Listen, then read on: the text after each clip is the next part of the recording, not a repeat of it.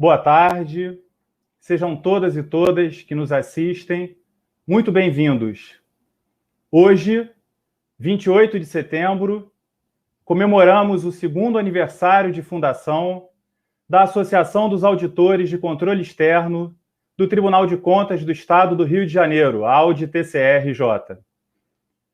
Ao ser criada, nossa associação tornou-se a 20ª entidade homogênea e exclusivamente representativa de auditores, afiliada da Associação Nacional dos Auditores de Controle Externo dos Tribunais de Contas do Brasil, a ANTC. Temos como missão contribuir para o aperfeiçoamento do controle externo em prol da sociedade, por meio da defesa das atribuições e da dignidade do cargo de auditor de controle externo, cargo de natureza típica de Estado, de nível superior de escolaridade, que titulariza, por lei, a função de auditoria nos tribunais de contas. Não há processo de controle externo sem atuação de auditor regularmente investido na função. Embora não sejamos ainda uma carreira muito conhecida, nossa atuação multidisciplinar está diretamente relacionada ao cotidiano da população. Por essa razão, escolhemos, para celebrar o aniversário da nossa associação, variados temas de grande importância social, que serão debatidos ao longo da semana por auditores de controle externo e convidados ilustres. Amanhã, terça-feira, às 17 horas, os convidados são Nelson Machado, ex-ministro da Previdência Social, e Sérgio Gobetti, pesquisador do IPEA, que debaterão o tema Reforma Tributária e seu impacto na economia do Rio de Janeiro. Na quarta-feira, também às 17 horas, o tema a ser discutido será Parcerias Público-Privadas e Concessões, o papel dos tribunais de contas, para o qual convidamos o doutor Carlos Alexandre Nascimento, diretor de programas de MBA, PPP e concessões da London School of Economics and Political Science. Na quinta-feira, nossa palestrante convidada é a doutora Ângela Penalva, professora titular da Faculdade de Ciências Econômicas da UERJ, que debaterá sobre aspectos institucionais e financeiros dos municípios do Rio de Janeiro. E fechando a programação, começando 1 hora mais cedo, teremos, às 4 da tarde, na sexta-feira, o encontro da AUDI-TCRJ com a ANTC, para conversarmos sobre as 8 metas de transformação dos tribunais de contas, iniciativa lançada recentemente pela ANTC, em alusão aos seus 8 anos de fundação. Todas as lives com transmissão aqui pelo canal da ANTC no YouTube. E já que falamos sobre a relação da atuação dos auditores de controle externo com o cotidiano da população, nada mais apropriado do que abrirmos hoje nossa programação comemorativa com o tema A contribuição da avaliação orçamentária no controle das políticas públicas, a relevância dos resultados das auditorias na proteção dos direitos do cidadão. Convidamos para esse debate o excelentíssimo senhor Procurador-Geral de Justiça do Ministério Público do Estado do Rio de Janeiro, Dr. Eduardo Gussen, na pessoa de quem cumprimento os demais membros do Ministério Público do Estado do Rio de Janeiro, agradecendo a gentileza de estar aqui prestigiando a nossa live. Dr. Gussen é Procurador-Geral de Justiça do Ministério Público do Estado do Rio de Janeiro, eleito para o biênio 2017-2018 e reconduzido para o biênio 2019-2020. Ingressou no Ministério Público em 1993, atuou como promotor de justiça em diversas comarcas no Estado e, em 2013, foi promovido ao cargo de Procurador de Justiça.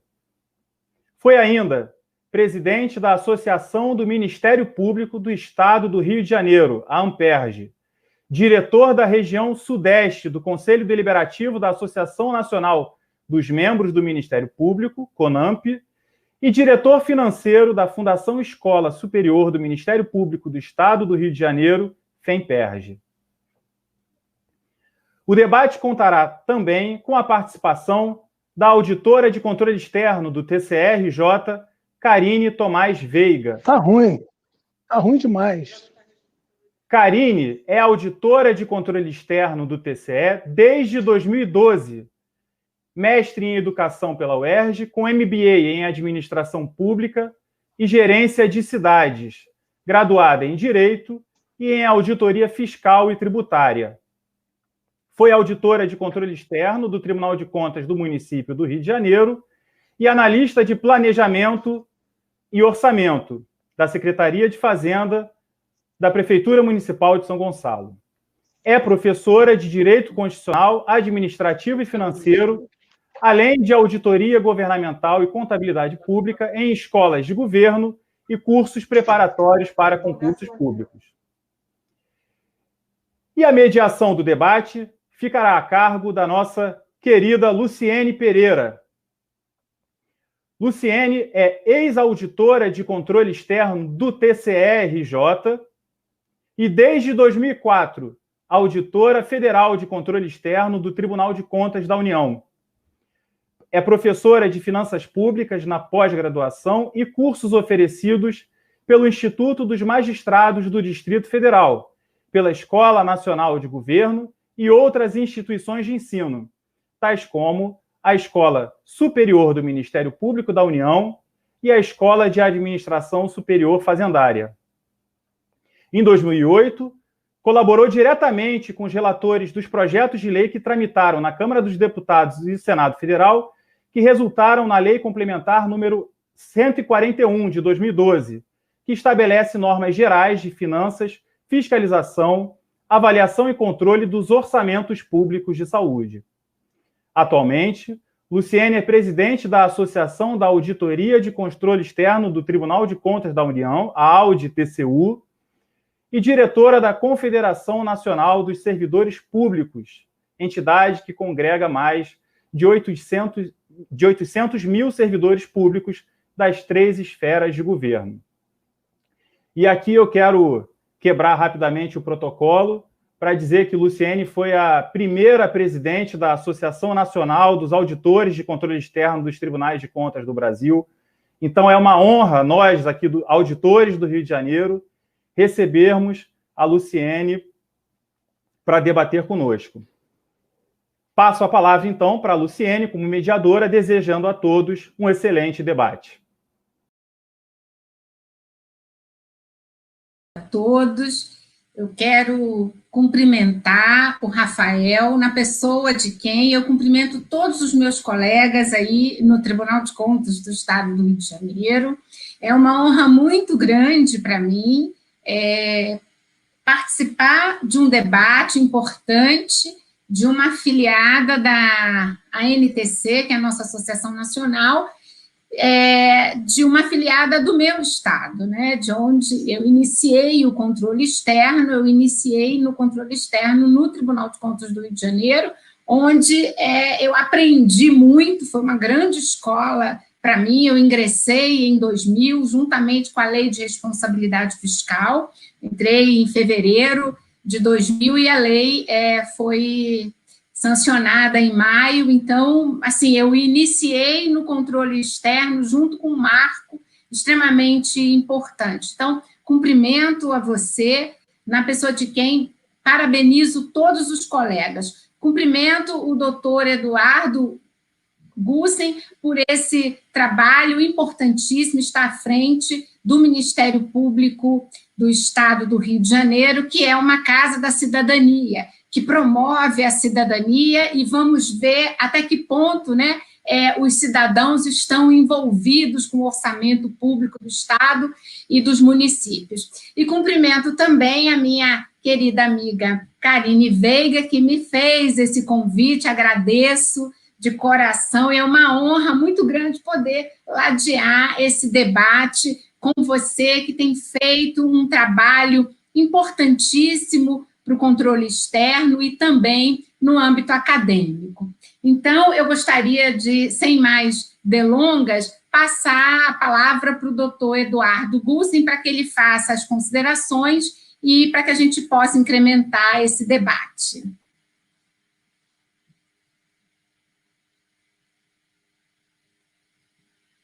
Eu não estou ouvindo.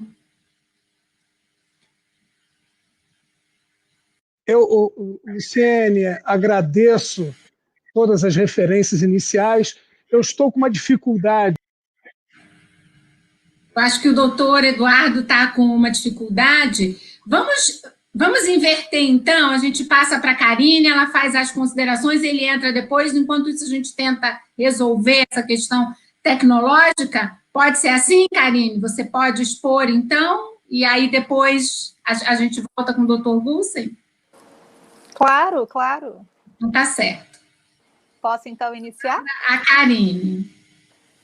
Bem, boa tarde a todos. Gostaria de, primeiro, agradecer a oportunidade, tanto à NTC, né, por estar aí à frente desse trabalho que é admirável, representando todos os auditores de controle externo no nosso país, ao Rafael, nosso presidente da Associação dos Auditores de Controle Externo do Tribunal de Contas do Estado do Rio de Janeiro, quem tem feito um trabalho hercúleo ao longo desses 2 anos, engajando aí e trazendo representatividade para a sociedade quanto à nossa função e à importância do Tribunal de Contas dentro do cumprimento das políticas públicas do nosso Estado. Não tenho como não falar sobre isso, tendo em vista que esse é o tema da minha fala hoje, dizer da minha felicidade também de estar compartilhando esse momento com o doutor Eduardo Gussen, que é Procurador-Geral de Justiça do Ministério Público, órgão que hoje eu estou cedida, assessorando justamente nesse controle das políticas públicas, naquilo que diz respeito ao cumprimento dos direitos fundamentais. A minha fala hoje envolve esse aspecto do controle, da avaliação do orçamento, quanto ao cumprimento desses direitos envolvidos e presentes ali nas políticas públicas. Eu, como foi dito pelo Rafael, sou mestre em educação, a minha pesquisa de dissertação toda foi voltada para o conceito de accountability educacional, focado no papel e na atuação do Tribunal de Contas, onde eu tive a oportunidade de avaliar todas as políticas públicas presentes na função de governo e educação do Estado do Rio de Janeiro. A gente sabe que a função de governo e educação, ela está ali presente não só na Secretaria de Estado de Educação, como também em outras estruturas que também executam esses recursos. Então, a minha ideia é trazer aqui um pouco de reflexão sobre a importância das auditorias dentro desse aspecto orçamentário, para que a gente possa, sim, evoluir aí dentro da... O Dr. Gussen, acho que voltou agora. Não sei se ele quer primeiro falar. Você que sabe, não quero te interromper. Não, fique à vontade. Eu acho que é importante a gente ouvi-lo e depois eu entro no aspecto mais técnico. Ok, Perfeito. Então vamos inverter, então, doutor Gussen, com a palavra. Tá ótimo. Muito obrigado a todos. Dizer inicialmente, Rafael, da satisfação de participar desse encontro num dia tão especial para a Associação dos Servidores de Auditores do Controle Externo do nosso Tribunal de Contas do Estado do Rio de Janeiro. Luciene, é uma honra para mim dividir esse espaço com você e com Karine. Karine, que é para nós aqui do Ministério Público uma bênção. Ela chegou do Tribunal de Contas do Estado e ela vem revolucionando a nossa visão de controle externo, de orçamento e de atuação ministerial. E eu não posso começar a minha fala, Rafael, destacando a importância da presença dos órgãos de controle na nossa sociedade. E o que aconteceu nos últimos 4 anos, essa simbiose que aconteceu entre Ministério Público do Estado do Rio de Janeiro e Tribunal de Contas do Estado do Rio de Janeiro, por questões evidentes, ela é inédita. E ela trouxe excelentes frutos e permitiu que nós efetivamente construíssemos uma sociedade mais justa e igualitária. Eu assumi a Procuradoria-Geral de Justiça no ano de 2017, mas a nossa transformação ela remonta ao ano de 2015. Percebemos que a atuação que nós estávamos tendo era uma atuação muito passiva, aguardando nos nossos gabinetes confortavelmente que os fatos acontecessem lá fora e transformávamos esses fatos de forma burocrática em inquéritos e processos. Observamos que esse modelo estava absolutamente ultrapassado, superado, e que precisávamos nos inserir efetivamente no século XXI. Foi quando resolvemos escolher a plataforma de governo aberto como a base da nossa reestruturação. Governos abertos que trabalham com transparência, integridade, participação popular, tecnologias e inovações. E aí a gente começa a perceber, a visualizar que duas questões eram fundamentais e extremamente importantes nessa construção dessa nova filosofia de atuação ministerial. Primeiro, um planejamento sólido, um planejamento que realmente tocasse naqueles pontos sensíveis da missão constitucional do Ministério Público do Estado do Rio de Janeiro, do Ministério Público num todo. E, além disso, como atingir as políticas públicas de uma forma eficiente, de uma forma dinâmica, permanente. E aí chega para nós essa visão moderna de uma análise orçamentária, fatiando, olhando cada setor e tendo uma visão diferenciada. Então, repito, Karine e Leonardo, do Tribunal de Contas do município, Paula Nazaré, também do Tribunal de Contas do Estado, todos esses começaram a se juntar a nós e, pedagogicamente, didaticamente, nós fomos construindo uma plataforma que hoje o nosso planejamento estratégico ele contempla a linha Ministério Público RJ Digital. Então, nós incentivamos e estimulamos administrações públicas digitais, serviços públicos digitais, para que a gente possa dar condições aos membros, aos servidores do Ministério Público, mas também à sociedade de acompanhar o que está acontecendo. Eu sempre costumo dizer que nós sabemos fazer isso muito bem. O órgão arrecadador, que é a nossa Receita Federal, ela já é digital há muitos anos. Ela tem um leão como símbolo. Já o órgão gestor, propositalmente, ele ainda se insere no século XIX e é praticamente todo analógico. Trabalhamos ainda com papel, lápis e borracha. Com muito custo agora, nós estamos chegando nos dados do Sistema Estadual de Regulação. Agora, de uma semana para cá. Ora, por que essa dificuldade toda?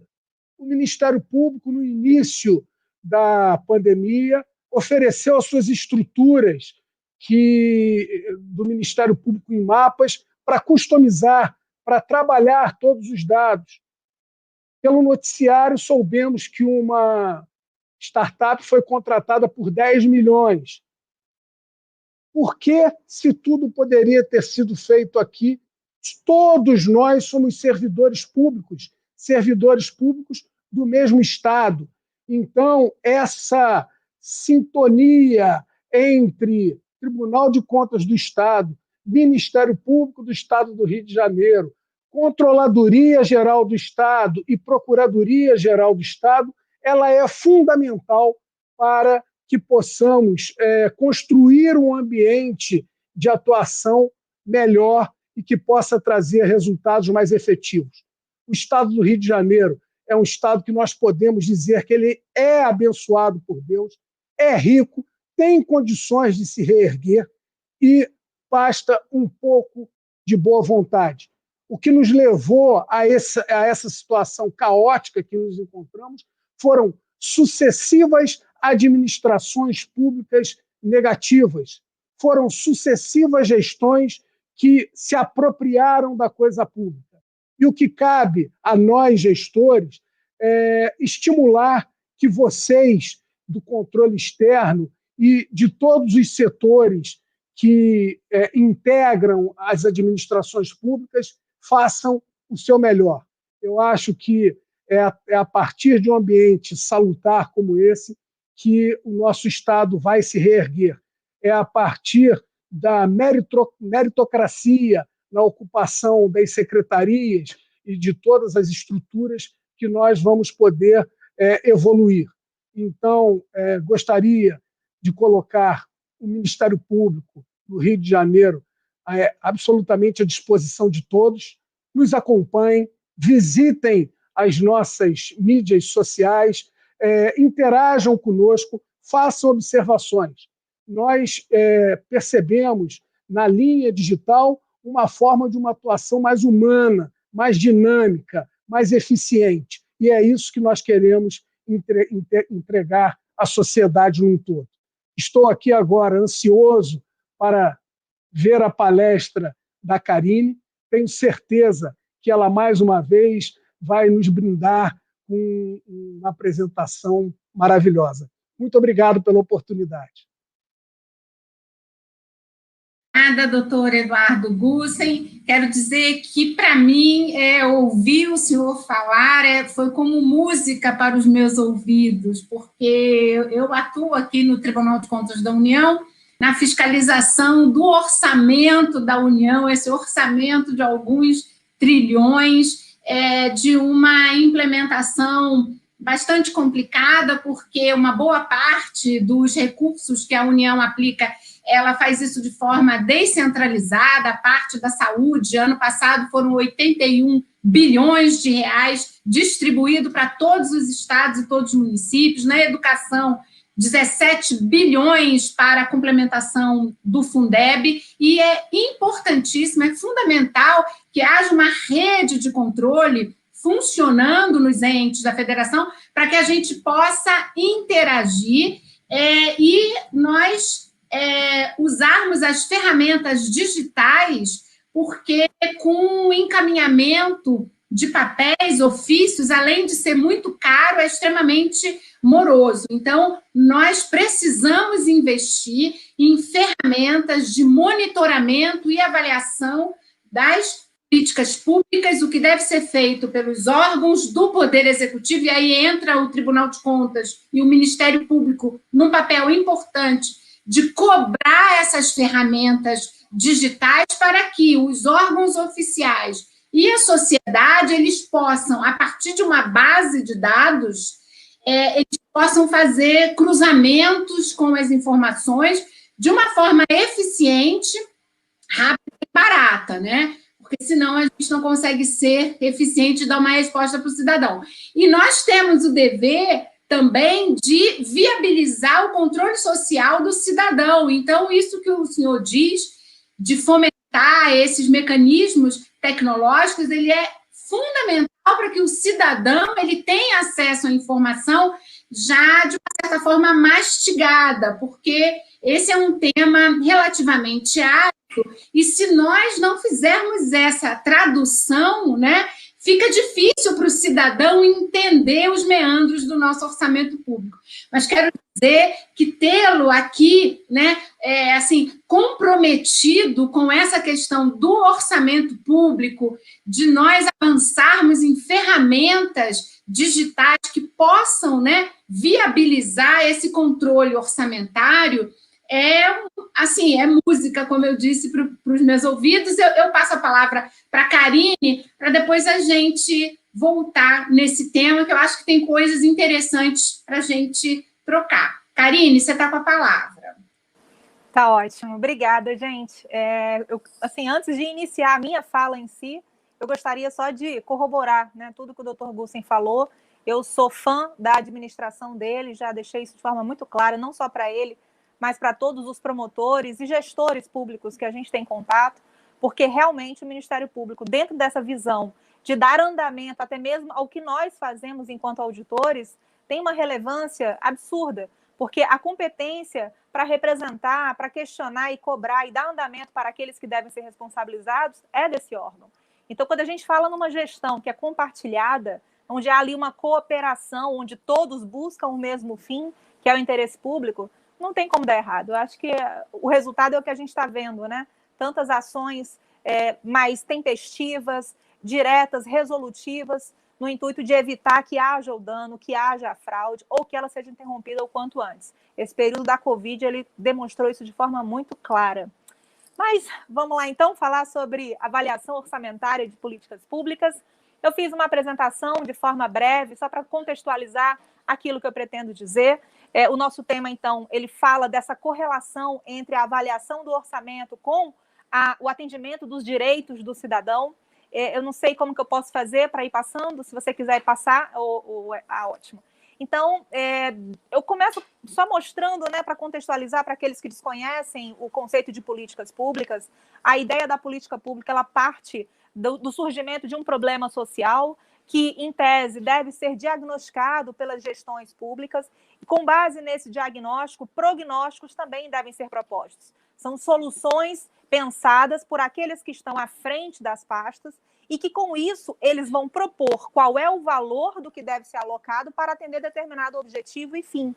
Lembrando que a política pública, ela está no orçamento público. Ela aparece exatamente no programa de governo, que traz consigo um objetivo geral e abrangente, e também está presente na ação governamental, que é a prática necessária, o ato, inclusive vem lá definido com o verbo no infinitivo, que ele vai fazer para poder atingir aquele objetivo que é mais programático, presente no programa de governo. Só que esse orçamento, depois que ele é pensado como uma proposta de solução para esses problemas sociais que existem, ele é discutido no legislativo, a fim de legitimar essas políticas públicas, e sim, depois são implementadas pelo Poder Executivo e a gente entra como órgão de controle. Esses bonequinhos ali azuis, eu sempre falo, quem são aquelas pessoas ali? Somos nós, né? Órgãos de controle, tanto o Ministério Público, quanto Tribunal de Contas, conselhos de políticas públicas, a própria sociedade civil organizada, observando se essa implementação ela estava adequada e aderente àquilo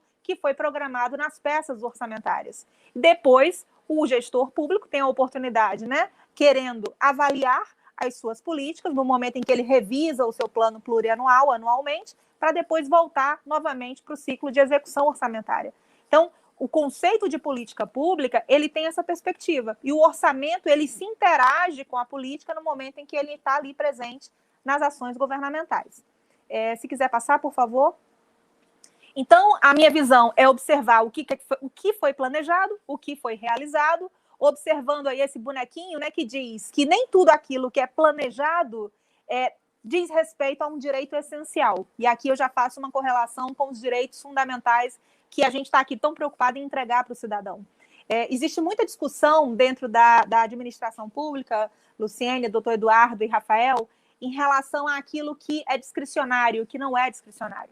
Então, quando a gente pensa na política pública presente no orçamento, a gente vai lembrar da Portaria 42 de 99, editada lá pelo então Ministério do Orçamento e Gestão. Luciene, com certeza, conhece aí de cós salteado, porque ela já está à frente desse controle de políticas públicas há muito tempo. Ali a gente vai encontrar exatamente toda a classificação funcional dessas políticas, né? Pensadas dentro do que é educação, do que é saúde, do que é a própria administração, transporte, segurança, e ali a gente também vai encontrar as sub-áreas. Então, o orçamento, no momento em que ele é classificado sob aquela ótica, a gente acaba trazendo ali uma perspectiva ampla, uma visão sistêmica do que representa cada uma dessas estruturas de políticas naquele ente público. Então, quando a gente pensa no orçamento público, essa ideia de que ele é um documento que traz a política central de governo, e ali a gente vai encontrar todos esses objetivos que você se compromete com a sociedade de entregar. Eu chamo de um acordo de confiança, porque você tem um objetivo, eu digo o que eu vou resolver, como eu vou resolver, em que tempo eu vou resolver, porque existe um prazo definido. O plano plurianual ele tem 4 anos de duração. Em cada ano eu digo qual é a minha proposta de meta física a entregar, e com isso eu já digo também quanto eu vou precisar financeiramente para poder cumprir aquela meta, e com isso a gente executa o orçamento. A discussão toda que acontece é se isso efetivamente é realizado, que é o que a gente vai falar mais à frente. Mas pode passar, por favor. Então, quando eu penso em orçamento, ele tem essas 4 visões. Ele tanto é um documento político, porque ele vai evidenciar e articular todas as escolhas públicas promovidas pelo gestor no momento em que ele elabora o seu orçamento. Eu costumo dizer que a discricionariedade do gestor que está ali de frente com uma política pública que é essencial, ela acontece até esse momento. É o momento em que ele, na sua proposta, que é a competência dele, chefe do Poder Executivo, aloca um valor determinado de acordo com o que ele recebeu dos seus setores, de que será necessário para atender um determinado fim, uma política, um problema social lá que se pretende atacar. Depois que esse orçamento é votado, discutir se aquele valor está muito, está pouco, se eu vou tirar, se eu vou bloquear, é uma outra discussão, que, por sinal, o MP tem feito um trabalho aí fundamental de observar se esses contingenciamentos, né, se eles estão realmente inviabilizando a entrega à sociedade de algum compromisso assumido, quer seja em relação a cumprimento de limite ou entrega propriamente da política em si, como, por exemplo, despoluir a Baía de Guanabara, entregar abrigos para idosos, abrigos para crianças, e são tantas políticas que eu passaria aqui o dia falando. O orçamento ele também é visto como um guia operacional, porque é com base nele que os gestores, em cada uma das secretarias, vai poder esclarecer ali os dados que estão relacionados à sua execução e às práticas que ele adotou para cumprir aquilo que ele se comprometeu. Ele também é visto como um plano financeiro, porque ele vai consolidar todo o montante de recursos necessários para viabilizar cada uma daquelas políticas públicas, e ele é um instrumento, aqui para a gente é fundamental, porque ele é um instrumento de comunicação e transparência. Vai ser por meio do orçamento que nós vamos ter condição de dizer o seguinte: quais são as políticas que existem? Ah, Karine, mas a política existe na lei. Na lei é uma coisa. Se ela não está no orçamento, assim, de forma muito clara, eu já aviso, não será cumprida. Porque se ele, por acaso, realizar uma despesa que não está prevista no orçamento, ele está incorrendo em crime fiscal. Todos nós sabemos disso. Então, a política tem que estar presente no orçamento, no momento em que ele define as suas entregas, e quando ele também diz fiz ou não fiz, gastei ou não gastei, a gente consegue trazer aí algum critério de comparabilidade e observar resultados. Quando eu falo em resultado da política, para nós do sistema, né, controle externo, no caso tribunais de contas, a gente pensa logo nas auditorias operacionais. São, dentro da nossa dinâmica, existem diferentes modelos de auditoria. O doutor Gussen, né, não tá familiarizado com esses modelos todos, mas a verdade é que a gente tem auditoria de acordo com as normas brasileiras de auditoria aplicada ao setor público. Nós vamos encontrar as auditorias operacionais, as auditorias de conformidade, as auditorias financeiras. E aí também, dentro dessa visão, existem instrumentos de fiscalização diferentes, como monitoramento, inspeção, levantamento. Mas a auditoria operacional ela está muito próxima, né, dessa perspectiva de observar se a política foi ou não cumprida. E por quê? Porque a gente olha para a gestão e observa se ela está fazendo o seu papel e se esse papel realmente está condizente com o valor público esperado. E esse conceito de valor público é muito importante, porque ele evidencia aquilo que o cidadão espera receber. Não é o que eu quero entregar enquanto prefeita ou enquanto governadora. É o que a minha sociedade espera que eu faça. Eu costumo muito dar o exemplo de que uma cidade vai lá e constrói um hospital, quando, na verdade, ele está precisando de escola. Então, a nossa preocupação está justamente em fazer esse casamento. Mas pode passar. Então, essa ideia de meta física e financeira eu já abordei, mas aqui eu queria chamar só a atenção quanto a um detalhe, que a gente aqui observa que as metas financeiras são mais pesadas do que as físicas na hora que a gente observa a execução. Então, é muito comum você observar, por exemplo, eu preciso de 3 milhões para construir 3 escolas. Estou dando aqui só um exemplo para facilitar o entendimento. E aí, quando termina aquela gestão, a gente observa que foi gasto 5 milhões e que ele entregou 2 escolas. Então, peraí, como é que você gastou mais e entregou menos do que aquilo que você se comprometeu a entregar? De cara, a gente já observa uma falha no planejamento, porque, na verdade, aquele valor de 3 milhões talvez não fosse condizente com a realidade das 3 escolas, e, ao mesmo tempo, existe uma falha na execução, porque você entrega menos do que o que você se comprometeu e ainda gasta mais. Então, o nosso olhar, ele precisa ser muito apurado. Pode passar já, que é exatamente esse olhar que eu estou falando. Ele precisa ser muito apurado, porque a gente tem que observar... Pode passar o slide, por favor. É o pessoal Isso. Então, o nosso olhar precisa ser muito apurado quanto às entregas possíveis. Por quê? Porque eu preciso evidenciar e contrastar características distintas no momento da política pública ali presente e executada. Então, se ela recebeu o orçamento ou não recebeu o orçamento na sua peça orçamentária, se esse orçamento foi adequado e condizente com o necessário, ou se ele foi subdimensionado, ele pode também ter sido superdimensionado, o que é difícil, até em razão do princípio da escassez orçamentária. Então, quando a gente olha para essas políticas presentes, a gente observa que não há consonância entre o que se planeja e o que se executa. Os diagnósticos sequer existem. Você olha, inclusive, para políticas presentes nos planos plurianuais que você não encontra quem é o público-alvo. Quando a gente pensa em direitos, por exemplo, relacionados à infância e adolescência, que possuem na legislação do ECA, né, o princípio da destinação prioritária de orçamento, fica muito difícil observar as ações governamentais que não trazem se aquilo ali é para uma criança ou se é para um adolescente. Como que eu vou controlar? Qual é a minha população presente ali naquele município de adolescentes? Então, quando você não dimensiona, né, quem é esse teu público, você não consegue sequer dizer qual é o montante de recursos que eu precisarei para resolver e atacar aquele determinado problema social. Então, a gente encontra aqui dificuldades em definir qual é o problema, qual é o beneficiário dessa política, quais são as soluções possíveis, que seriam os prognósticos, por quem será implementada a política pública, considerando que dentro do orçamento nós temos a figura da descentralização orçamentária, que me permite transferir orçamento entre uma unidade orçamentária e outra, e às vezes para uma unidade executora de outra estrutura, o que acaba comprometendo, de certa forma, o controle dessas políticas, porque você observa, né, o orçamento transitando dentro desse ano, desse exercício. Quanto que custa a política? As ações governamentais não são dimensionadas na sua individualidade. O que será entregue e quando ele entregará? Então, esses são aspectos que ainda hoje são um pouco obscuros e demandam um certo trabalho nosso. Então, diante dessas dificuldades, o que a gente observa é que o orçamento, às vezes, ele é visto como um cheque em branco. E por que é um cheque em branco? Porque dentro da autorização da legislação orçamentária, nós temos ali a possibilidade de alteração desse orçamento. Essa alteração orçamentária, por sinal, é um tema que eu sou fascinada, porque existe uma autorização de alterar, vamos supor, o município do Rio de Janeiro, 2020, ele pode alterar 15% do seu orçamento.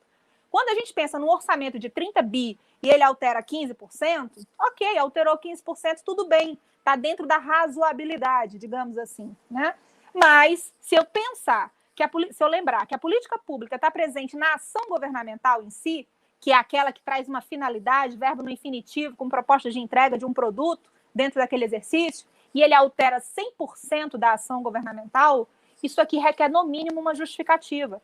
Porque se ele tinha, por exemplo, um compromisso, eu trago um caso concreto na minha apresentação para ilustrar o que eu estou falando. Se ele tinha um compromisso assumido de entregar, um exemplo, 3 escolas, e ele entrega ali 2 e gasta mais, aquilo ali precisa entender. Por que ele não fez as 3? Aquele orçamento estava lá e foi alterado, ou o orçamento não existia? Então, esses aspectos estão presentes e autorizados no orçamento, mas que para você entender exatamente o porquê dessa política não ter sido prestada, você vai ter que observar e cruzar tanto o planejamento quanto a execução. Além disso, a gente tem as questões relacionadas a atos administrativos que são considerados abusivos, e aqui quem fala isso não sou eu, trago aí uma série de doutrinadores que falam e abordam já sobre o controle orçamentário de políticas públicas, porque você, quando promove o contingenciamento, às vezes de 100% de uma determinada política, você acaba inviabilizando que qualquer despesa possa ser realizada. E ao final, e aí eu sempre destaco isso, não é justo que você responsabilize ao gestor daquela pasta sobre aquele bloqueio. Você precisa observar qual foi o ato que gerou esse bloqueio.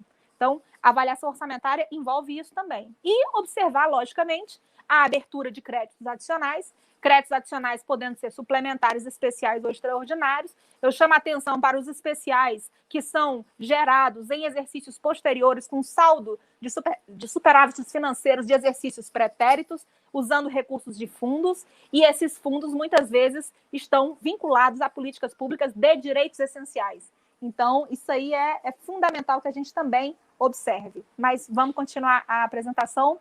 Tem mais algum aspecto que eu gostaria de falar? Pode passar.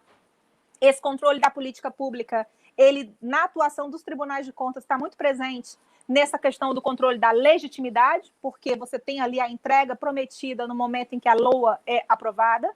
Pode passar.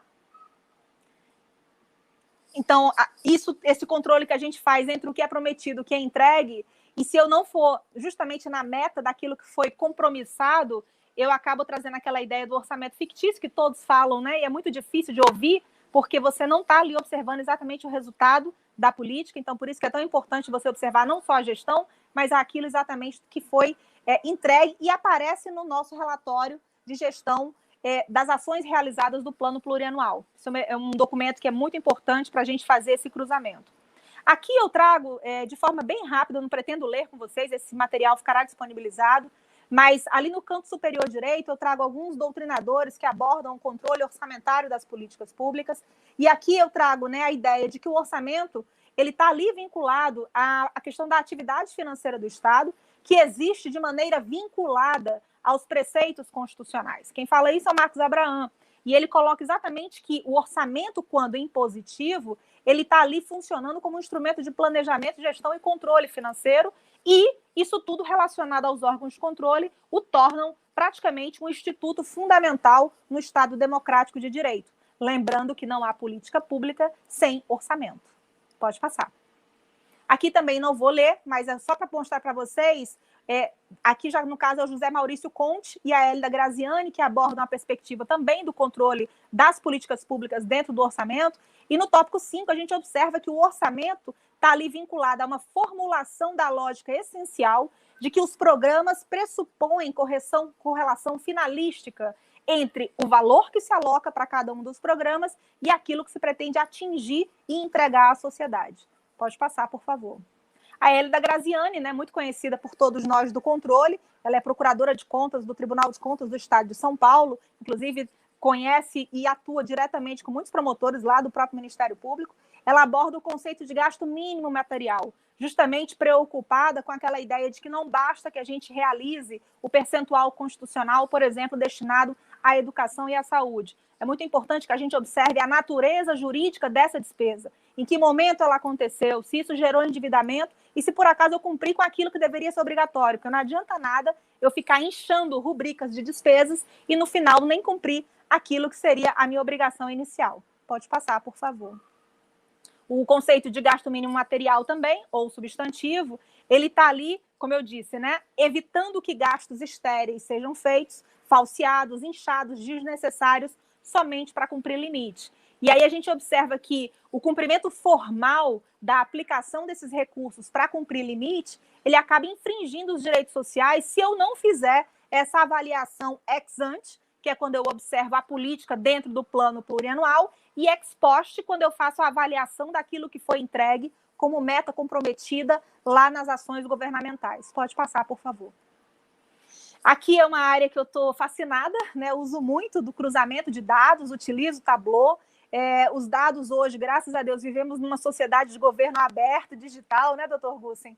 E esses princípios de rastreabilidade, comparabilidade, publicidade das informações nos fazem enxergar, né, no futuro breve, eu espero, uma interoperabilidade entre sistemas de administração financeira, uma integração onde eu possa ali avaliar quanto foi destinado para cada uma das políticas, essa colaboração entre os órgãos, que um se vale da informação que o outro produz, evitando retrabalho, evitando custo na máquina pública, prevenindo, né, quanto a despesas e fraudes e danos causados, que hoje a gente já está preocupado em realmente não causar, porque o recurso acabou, né? E a cooperação que traz resultados também tão valiosos. Olhando para o orçamento, os nossos ganhos aí são inúmeros. Pode passar, por favor. Para o SCAF, né, o Fernando Scaff, ele fala que o direito financeiro, que é o foco da nossa fala hoje, ele serve então como essa análise e regulação do Estado. Porque o Estado ele tem o papel de arrecadar e de gastar, ele se financia, ele se endivida, mas ele não faz isso porque ele tem o direito de fazer pura e simplesmente. Ele faz isso porque ele tem o dever de entregar algo à sociedade. E o controle orçamentário das políticas públicas, ele tem que fazer esse caminho, partindo do problema social, desse diagnóstico que foi pensado, se o prognóstico é competente, é válido, e qual foi o orçamento destinado com base nisso. Regis de Oliveira, ele também fala do conceito de capacidade receptiva, que é justamente quando eu olho para a sociedade e decido aonde eu vou alocar recursos. Essa responsabilidade orçamentária, ela se divide, ela vai para aquele que planeja o orçamento, mas ela também recai sobre aqueles que executam. Por isso que na hora que a gente faz o olhar para trás, planejado, e para frente, essa análise prospectiva da execução, a gente acaba observando exatamente qual foi o comportamento. Né? A gente tem muito essa questão da economia comportamental. Eu já costumo dizer que o orçamento também tem um comportamento próprio. Pode passar, por favor. Então, esses gastos substantivamente aderentes, eles trazem para a gestão pública obrigações constitucionais e legais de fazer. Eu adoro muito essa visão da Hélida Graziani e me afilio totalmente a ela, porque, para mim, existem políticas públicas que são obrigatórias. Elas não são discricionárias em nenhum momento. E isso, inclusive, gera no gestor aquela capacidade de ser cobrado amanhã como uma obrigação de fazer, uma ação de obrigação de fazer. Justamente porque ali a gente encontra direitos essenciais que foram preteridos em razão de outro. Quando eu avalio todo esse orçamento e observo que eu retirei recurso que era vinculado, destinado, que tinha sido arrecadado, ou seja, não justificaria nenhum contingenciamento, eu acabo retirando todas as possibilidades de não realização da política. E é aí que o sistema judiciário hoje tem atuado, já dentro de uma visão de que ele, sim, pode cobrar do gestor que realize determinadas despesas para atender determinados direitos fundamentais. O Fernando Scaff, ele fala, inclusive, que as políticas públicas que são essenciais e estão presentes no orçamento são cláusulas pétreas, porque você está ali vinculando o orçamento a uma necessariedade de recursos para entregar o direito. Se eu não tenho orçamento, eu estou retirando o próprio direito do cidadão. Pode passar. Então, essa responsabilidade orçamentária, eu divido dentro de uma perspectiva de grau de execuibilidade da política pública e grau de eficácia da política pública. Quando eu falo em grau de execuibilidade, eu me refiro àquela questão que a política existia, tinha orçamento e eu fui lá e retirei. Ou retirei porque remanejei, ou retirei porque bloqueei. Ao fazer isso, eu inviabilizo a política. Então, se aquele secretário, por exemplo, da educação sofreu um bloqueio e não entregou a política, ele em si não poderia ser responsabilizado porque não foi competência dele promover esse contingenciamento. É diferente do grau de eficácia da política pública. O orçamento estava lá e ele não realizou a política pública. Houve uma negligência em relação àquilo que foi planejado e prometido, acordado com a sociedade. Então, esses dois vieses nos trazem visões diferentes acerca do que deveria ter sido e do que efetivamente aconteceu. Exatamente aquelas plaquinhas lá no início da minha fala de planejado e realizado. Pode passar. Essa tela está pequenininha, mas eu vou tentar aqui traduzir para vocês, já caminhando para o final da minha fala, que quais são os impactos, então, quando eu... Ah, que bom, obrigada. Por isso que é bom ter uma empresa que faz tudo isso, né? Ótimo. Então, quais são os impactos quando eu não realizo a aplicação daquele recurso? Eu trago aqui um caso concreto. Isso aqui faz parte da minha dissertação de mestrado, onde eu avaliei, como eu disse, todas as políticas públicas da educação, função de governo e educação. Eu fiz um recorte aqui só para mostrar para vocês do programa de governo 0152, que se denomina Operacionalização e Desenvolvimento da Rede de Ensino Estadual. E nesse programa nós vamos encontrar aqui essas 7 ações governamentais. Ação 2028, 2033, 2192, 2229, cada uma com sua nomenclatura própria. Então, se a gente for perceber aqui, por exemplo, a ação 2028, que é suporte à autonomia financeira das unidades escolares, a gente observa aí embaixo, e aqui... Não, pode voltar, por favor. Eu ainda... embaixo, que eu digo naquela telinha embaixo ali. Se você puder aproximar, fica ótimo. Perfeito. Então, o que a gente observa nesse quadrinho embaixo? Que a ação 2028... juntando o exercício de 2015 a 2018, ela tinha uma dotação disponível de 326.179.000. Esse valor é o valor acumulado para o período de 2015 a 2018, que foi o meu recorte. Observando a dotação atual, você vai ver que ela foi para 1,60 bi. O que isso me diz? Que o orçamento que veio na LOA, ele foi inferior. Então, ele recebeu créditos adicionais ao longo dos exercícios, que totalizou 225%. Só que quando eu vou ver a execução, nesse caso, ela realizou 1,6 bi, o que representa 308% daquilo que estava na LOA. Essa ação governamental ela tem uma visão muito positiva, porque ela tanto recebeu o orçamento ao longo dos anos, como ela realizou mais do que aquilo que estava previsto nas suas peças originais orçamentárias. Mas vai acontecer situação onde aquele orçamento que foi alocado na ação foi totalmente retirado. Esse grau de execuibilidade da política pública demonstra, por exemplo, se a gente for ver, que 3 ações governamentais foram reduzidas na totalidade do seu recurso. Ou seja, se o gestor quisesse realizar qualquer despesa ali, ele não poderia. E, quando a gente vê a liquidação, eu também vou perceber, por exemplo, na ação 2033, que ele só realizou 40% do programado. Então, você observa que entre aquilo que foi previsto e realizado, tem muitas perguntas aí a serem respondidas. Pode passar, por favor. Esse outro gráfico de dispersão que eu coloco é bem rápido, é só para a gente observar o seguinte. Na linha horizontal, eu encontro o orçamento que foi alterado. Então, o que significa orçamento alterado? Você tinha 1 milhão, retiraram 500 mil, redução de 50%. Você tinha 1 milhão, retiraram 1 milhão, redução de 100%. Aqui a gente vai encontrar 101 políticas públicas que o seu orçamento todo foi alterado. Na coluna vertical, a gente vai encontrar as despesas que foram liquidadas. Então, observando a liquidação, você vê que a maioria das ações governamentais, elas realizaram abaixo de 100%. A maioria, na verdade, está abaixo de 50%. O que significa isso? Você tinha 1 milhão para gastar, realizou até 500 mil.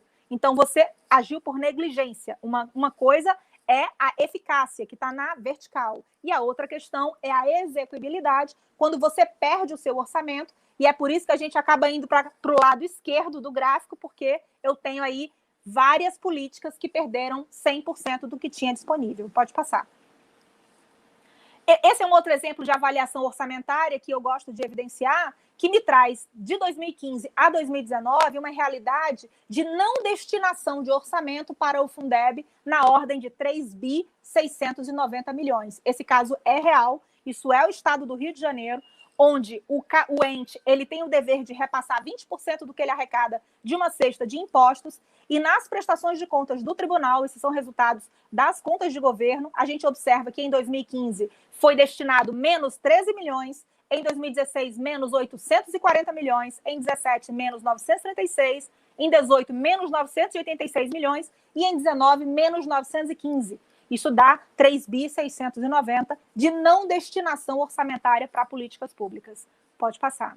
Então, o poder do controle orçamentário, ele reside exatamente aí, no foco no valor público, nesse planejamento de como as políticas devem ser e não apenas na execução, na entrega das metas físicas e financeiras e não só no cumprimento do gasto, sendo de forma preventiva e concomitante, não apenas a posteriori, porque aí o cadáver já está lá posto. Ele deve ser integrado, compartilhado, transparente e, principalmente, que ele se retroalimente, justamente usando desses resultados e avaliações para replanejar o seu orçamento. Pode passar. Fico aberta, então, para dúvidas. Não sei como é que a gente está de tempo, eu falo muito, peço desculpas. Aqui no final eu trago, que cada segundo é tempo para mudar tudo para sempre. A gente está vivendo um momento realmente de quebra e mudança de paradigmas, o que, por um lado, foi muito ruim, esse momento de pandemia, mas, por outro, a gente está tendo que se reinventar em relação a usar mais da tecnologia. E esse meu recado aqui é para os meus colegas auditores de controle externo, para que a gente... o colega tirou. Que a gente nunca se esqueça da relevância daquilo que a gente faz. Eu jamais vou esquecer o olhar das crianças que eu cruzei enquanto fiz a auditoria. É de uma importância e de uma responsabilidade muito grande. Obrigada. Parabéns, Karine, parabéns, doutor Eduardo. Realmente, a nossa atividade ela tem um poder de levar e de proporcionar políticas públicas essenciais para a mobilidade social, para que essas pessoas, para que esses cidadãos, eles tenham dignidade. E aí, de tudo que você falou, como o doutor Gussen também, eu fiquei aqui pensando, né, o que é que nós, agentes de controle, seja no Ministério Público, seja no Tribunal de Contas, da União ou do Estado, o que nós podemos fazer e quais as ferramentas essenciais para que a gente possa ser efetivo, né? E aí, eu acho que assim, algumas respostas estão e foram aqui ditas no artigo 48 da Lei de Responsabilidade Fiscal, que diz os instrumentos de transparência. Transparência é pilar da gestão fiscal responsável, não é à toa que está como base do conceito da gestão fiscal responsável, e ganhou um capítulo, e todas as vezes que a Lei de Responsabilidade Fiscal foi alterada, foi para reforçar esse capítulo. Então, a participação social nas audiências públicas de discussão do orçamento é essencial e é algo assim que, salvo algumas experiências num ou outro município, quando a gente chega às capitais, aos estados, a gente já não consegue ver boas práticas nesse sentido. A questão do sistema único, como o Estado do Rio de Janeiro tem o CIAFEM, a União tem o CIAF, então são instrumentos de padronização de informações e também de acesso a todos. Aqui a gente monitora, e não teria como o Tribunal de Contas da União fiscalizar os órgãos federais no país inteiro se a gente tivesse que se deslocar. Então, a gente tem acesso ao CIAF e verifica as contas de todos os poderes. A gente aqui na nossa casa, a gente vê as contas do Supremo, do Ministério Público da União, da Câmara, do Senado, do próprio TCU e de todo o Poder Executivo. Sem essa ferramenta, é, assim, impossível, né? Então, eu vislumbro como um grande avanço a mudança que houve no 48 da LRF, que impõe um sistema único em cada ente da federação. Então, todos os poderes terem que usar e fazer execução orçamentária no mesmo sistema. Isso dá ao Ministério Público e ao Tribunal de Contas uma ferramenta poderosíssima de poder ver quanto cada órgão gasta e, a partir disso, fazer uma série de simulações a partir dos seus órgãos de TI, fazer uma série de simulações. Mas mesmo com todos esses avanços aqui na nossa União, né, e no TCU, a gente não conseguiu ser eficiente o suficiente para evitar que o Museu do Rio de Janeiro, o Museu Nacional, um patrimônio da nação, derretesse em chama e virasse pó. E aí, o que isso tem a ver com orçamento público? Só para a gente refletir, né? O museu, ele derreteu em chamas e virou pó por uma questão orçamentária, por uma falha orçamentária, porque não se destinou orçamento para um contrato que é baratinho de segurança com extintores e etc. Então, assim, né, a gente precisa olhar para dentro de nossas instituições e vermos assim, onde que eu falhei, o que eu preciso fazer na condição de órgão de controle e o que nessa condição a gente pode exigir do Poder Executivo para ter instrumentos de monitoramento e avaliação da política pública. O orçamento, como que a União não tem um instrumento, não tem uma ferramenta que possibilite ver assim, no ano de 2015 o museu tinha uma destinação X para este contrato, né, de manutenção. Em 2016 tinha, mas era muito menos. Em 2017 não tinha nada. Como é que nós não temos instrumentos tecnológicos para comparar despesas que, embora elas sejam teoricamente discricionárias, mas elas são essenciais para o funcionamento da máquina, até porque, se elas não existirem, a máquina ela pode pegar fogo e deixar de existir. Então, a política pública acaba, né? Então, assim, o que é que nós, dos órgãos de controle, podemos fazer com os nossos instrumentos? Fica uma provocação. Ou, se não tiver no nosso alcance, que a maior parte das vezes não está, mas está no alcance do Ministério Público, e nós temos feito isso muito em parceria com o Ministério Público Federal, o Ministério Público tem poder de recomendação. é um poder de diálogo, é um poder que eu diria que as recomendações estão para o Ministério Público, como as auditorias operacionais estão para nós do Tribunal de Contas. É um instrumento jurídico prévio a uma ação civil pública, mas que você chama o gestor para um diálogo, que você cobra, e a presença do Ministério Público, só em chamar para uma reunião, para uma audiência, para um diálogo, isso tem um poder transformador na gestão. Então, assim, o que a gente pode fazer para cobrar que o Poder Executivo implemente esses instrumentos de monitoramento do orçamento público, para que a gente possa comparar o que foi no ano passado e por que esse ano está tão menos. A gente teve um outro caso aí do Rio de Janeiro também, na UFRJ, no hospital universitário, que começou a pegar o dinheiro da saúde para pagar pessoal que é essencialmente a responsabilidade do MEC. Então, ela é uma universidade, como tem hospital universitário, na UERJ também é assim, ela tem orçamento do mínimo da educação. Então, você tem que olhar a legislação do mínimo da educação, e ela tem orçamento do mínimo da saúde, que tem as restrições, e que um não pode pagar a despesa do outro. Então, isso tem que estar bem separado. Então, tem que ter muito cuidado com o hospital universitário. E aí, ele começou a pegar o dinheiro da saúde, que era para comprar medicamento para câncer e etc., e começou a pagar pessoal, abrindo o orçamento da universidade para outras áreas. E, com isso, não tinha remédio para o paciente de câncer, não tinha determinados produtos essenciais, e a política pública fica comprometida. Então, esse é um exemplo de como que o orçamento, quer dizer, essa dinâmica orçamentária, ela pode inviabilizar a política pública lá na ponta, do paciente que vai ao hospital e não adianta nada. Ele chega lá e diz assim, olha, eu sinto muito, a máquina não está funcionando, a ressonância magnética está com defeito e nós não temos dinheiro para manutenção. Por quê? Porque o dinheiro do orçamento da saúde foi desviado para a educação. Em dúvida nenhuma. Só que tem que separar as ações bem e tem instrumento de monitoramento, principalmente para esses espaços híbridos.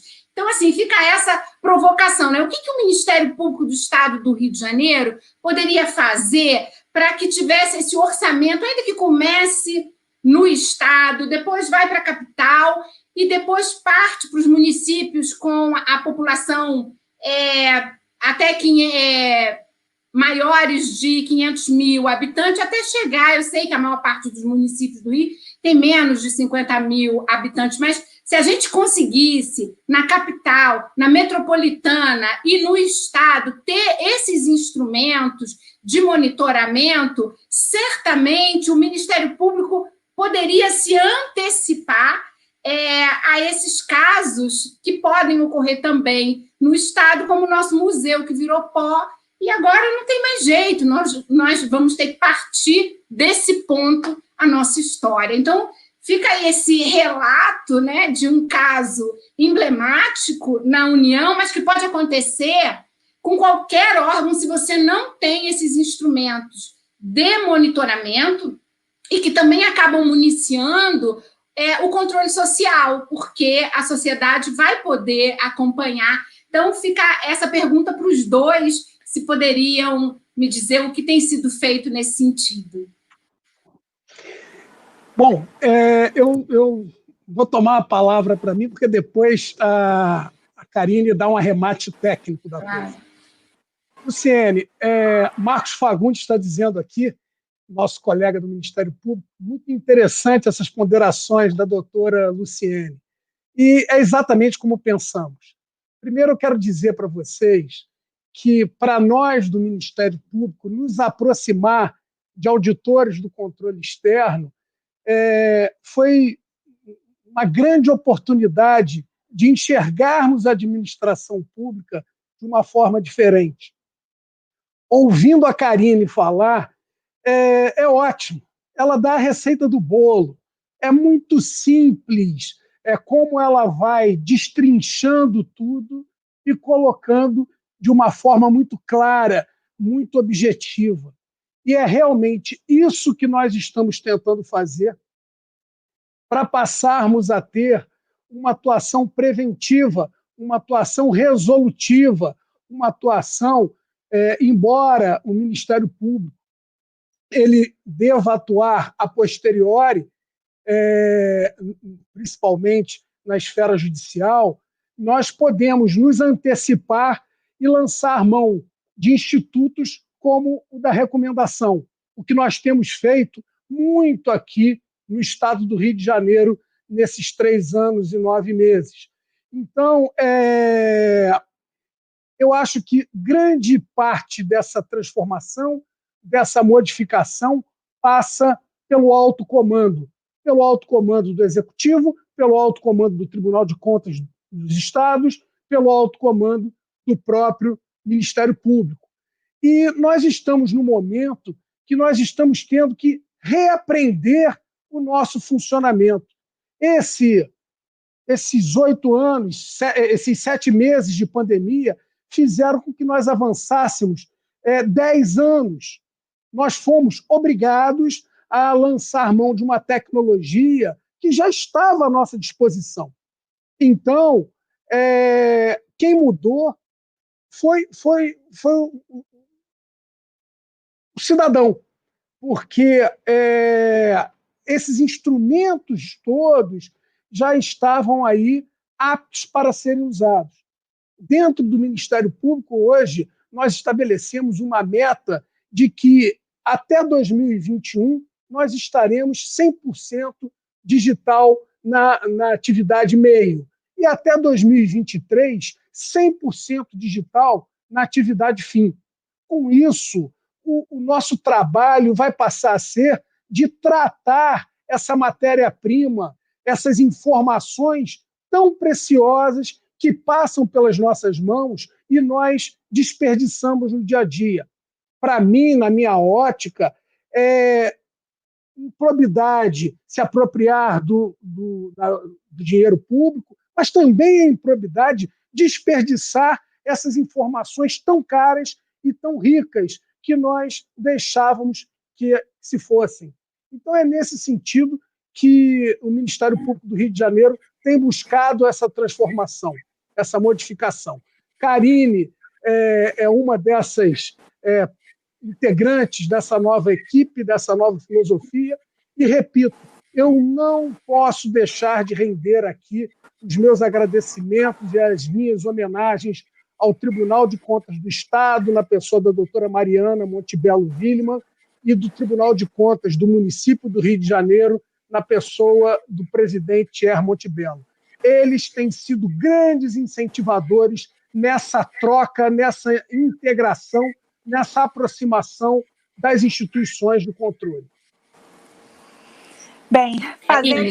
As suas considerações. Tá ótimo. Só respondendo à sua pergunta e já fazendo as minhas considerações finais, em razão da hora que eu estou preocupada, queria trazer um exemplo, um caso concreto. O Tribunal de Contas fez uma auditoria na área da saúde, nas OS, que gerou aí um grande plano de ação daquilo que deveria ser realizado pelo Estado em relação ao que foi encontrado de irregular ou ilegal. O que aconteceu foi que os anos se passaram e as promotoras na área da saúde observaram que os problemas continuavam. E olha como é importante você falar a mesma linguagem e ter essa soma, né? Que eu não gosto muito do conceito de soma de forças, mas essa cooperação, esse compartilhamento. A gente acabou fazendo reuniões em conjunto, tanto com a equipe de auditoria que fez, e tinha ali aquele plano de ação que não tinha sido ainda executado, com o próprio órgão que controla esse cumprimento legal, né, dentro do ordenamento jurídico daquilo que a gente espera que a administração pública faça.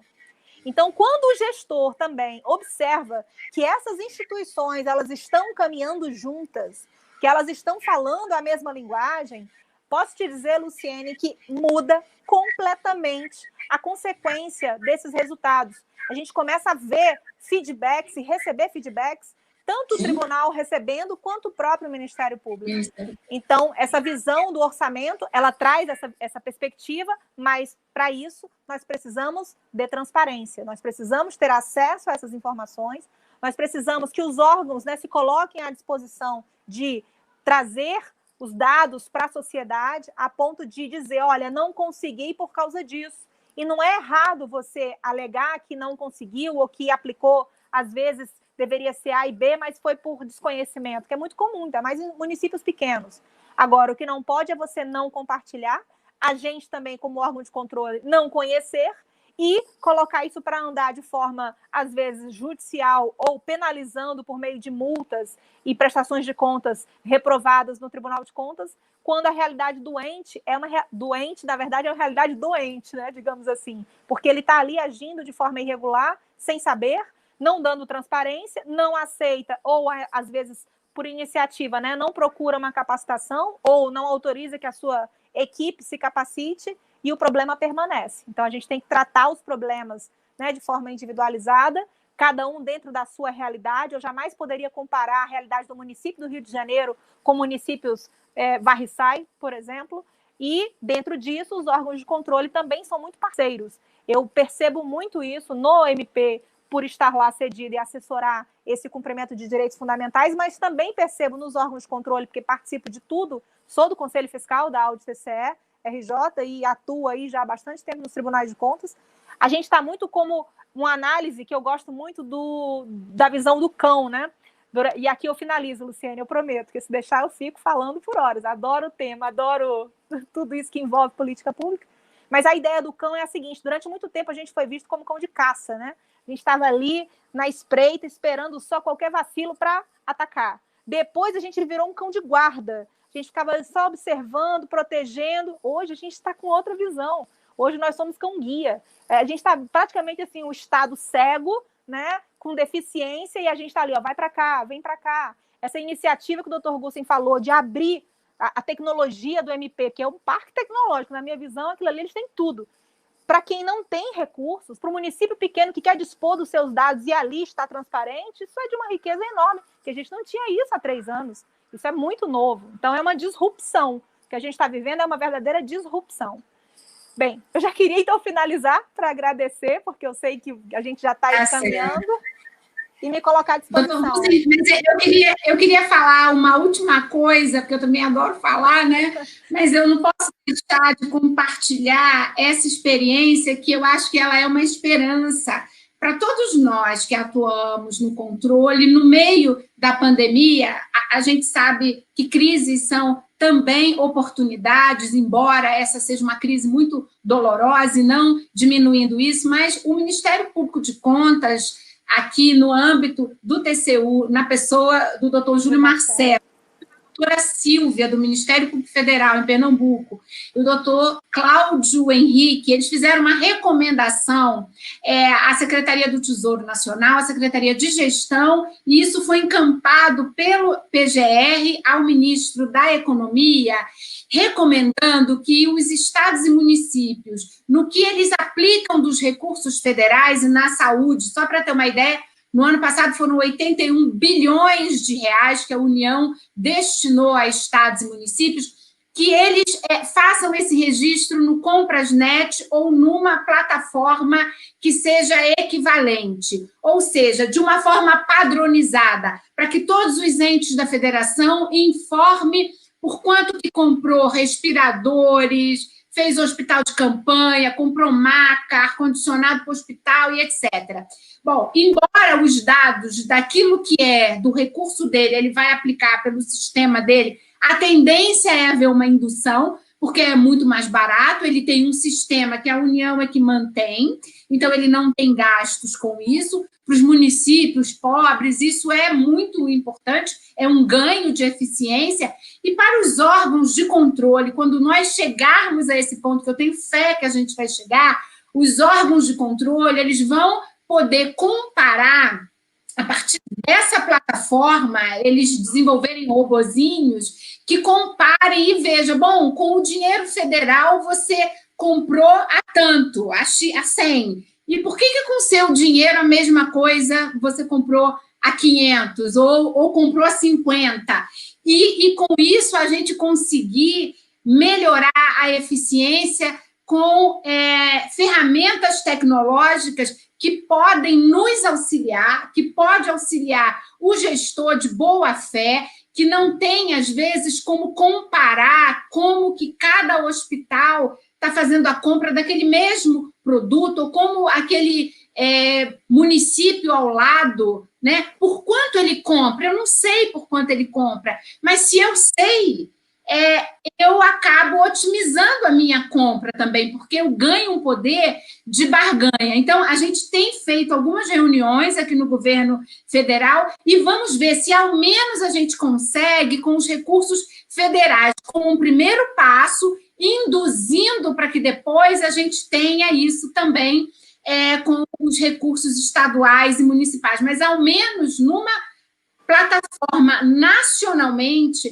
padronizada, se nós tivéssemos um volume de educação de mais ou menos uns 40 bilhões e um volume de saúde de 81 bilhões, sem dúvida, isso seria referência para todos os agentes do controle e para o controle social fazer e nos ajudar nessa hercúlea tarefa que é de vigiar as compras públicas e buscar eficiência nesse campo. Eu tenho esperança que o Ministério da Economia cumprirá essa recomendação do Ministério Público Federal em conjunto com o Ministério Público de Contas. Então, eu compartilho com os senhores e peço ajuda também, né, para que a gente possa ter aí uma força nacional em prol disso, para que esse seja o primeiro passo para outros que possamos dar em prol da eficiência da alocação dos recursos públicos. Esse ano,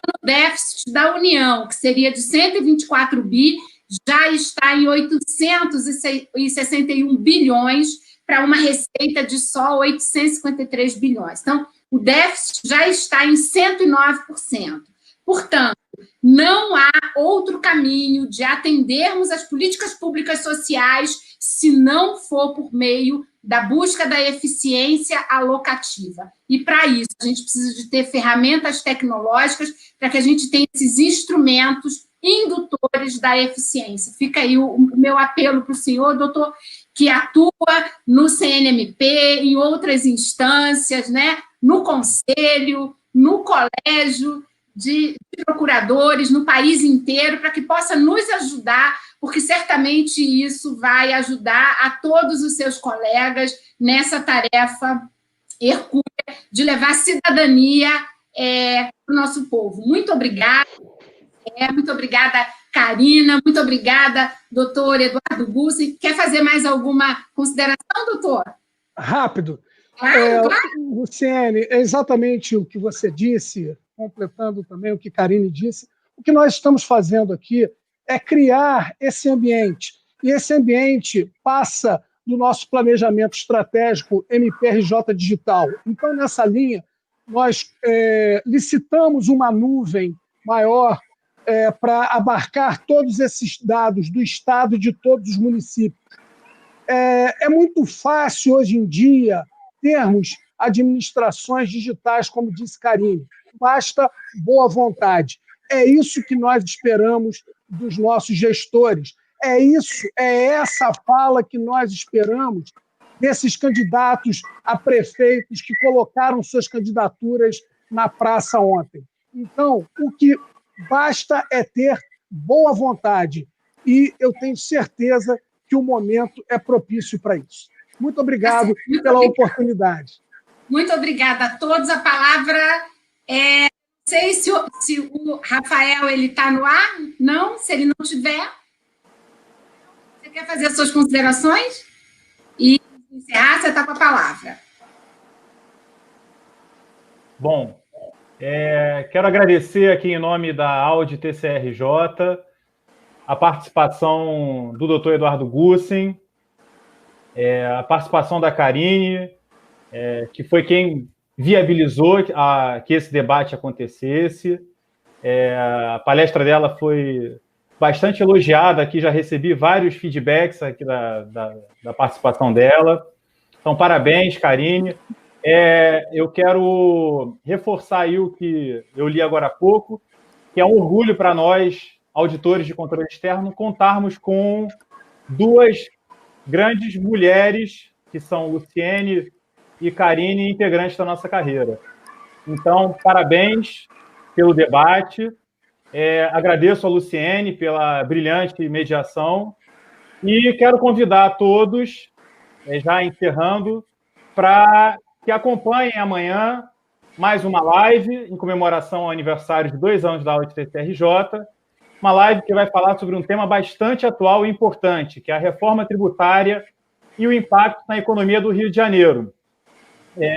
Live que vai contar com o debate do ex-ministro da Previdência Social, Nelson Machado, e do pesquisador do IPEA, especialista no assunto, Sérgio Gobetti, com também mediação de auditor do Tribunal de Contas, o Jefferson, e abertura aí pelo nosso colega Carlos Leandro.